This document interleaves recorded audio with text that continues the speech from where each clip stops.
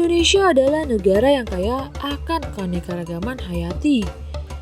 Diperkirakan sebanyak 300.000 jenis satwa liar atau sekitar 17% satwa di dunia terdapat di Indonesia. Walaupun luas Indonesia hanya 1,3% dari luas daratan dunia, Indonesia nomor 1 dalam hal kekayaan mamalia, sebanyak 515 jenis, dan menjadi habitat lebih dari 1.539 jenis burung. Dan sebanyak juga 45% ikan di dunia hidup di Indonesia.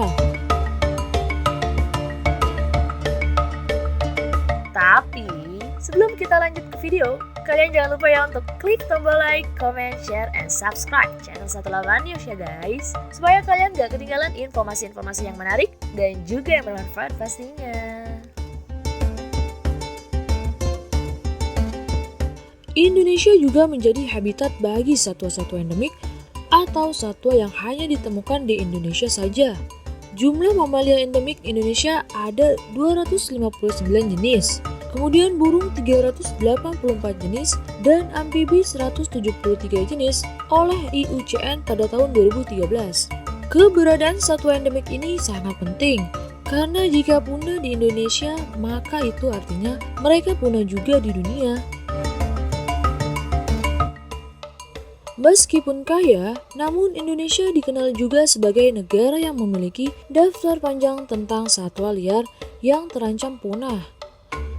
Saat ini jumlah jenis satwa liar Indonesia yang terancam punah menurut IUCN pada tahun 2011 adalah 184 jenis mamalia, 119 jenis burung, 32 jenis reptil, 32 jenis amfibi. Jumlah total spesies satwa Indonesia yang terancam punah dengan kategori kritis ada 69 spesies, dengan kategori endanger 197 spesies, dan kategori rentan ada 539 jenis. Satwa-satwa tersebut akan benar akan punah dari alam jika tidak ada tindakan untuk menyelamatkannya. Penyebab terancam punahnya satwa liar Indonesia setidaknya ada dua hal, yaitu yang pertama ialah berkurang dan rusaknya habitat. Kedua ialah perdagangan satwa liar.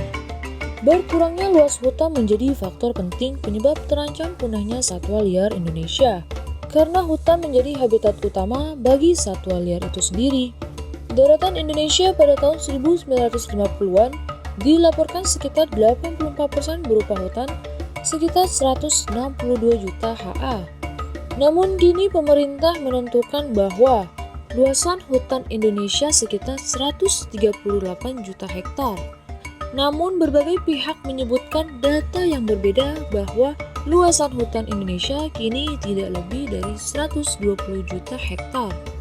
Konversi hutan menjadi perkebunan sawit, tanaman industri, dan pertambangan menjadi ancaman serius bagi kelestarian satwa liar, termasuk satwa langka seperti orangutan, harimau Sumatera, dan gajah Sumatera. Perburuan satwa liar itu juga sering berjalan seiring dengan pembukaan hutan alami. Satwa liar dianggap sebagai hama oleh industri perkebunan, sehingga di banyak tempat satwa ini dimusnahkan. Setelah masalah habitat yang semakin menyusut, secara kuantitas dan kualitas, perdagangan satwa liar menjadi ancaman serius bagi kelestarian satwa liar Indonesia. Lebih dari 95% satwa yang dijual di pasar adalah hasil tangkapan dari alam, bukan hasil penangkaran. Lebih dari 20% satwa yang dijual di pasar mati akibat pengangkutan yang tidak layak. Berbagai jenis satwa dilindungi dan terancam punah masih diperdagangkan secara bebas di Indonesia.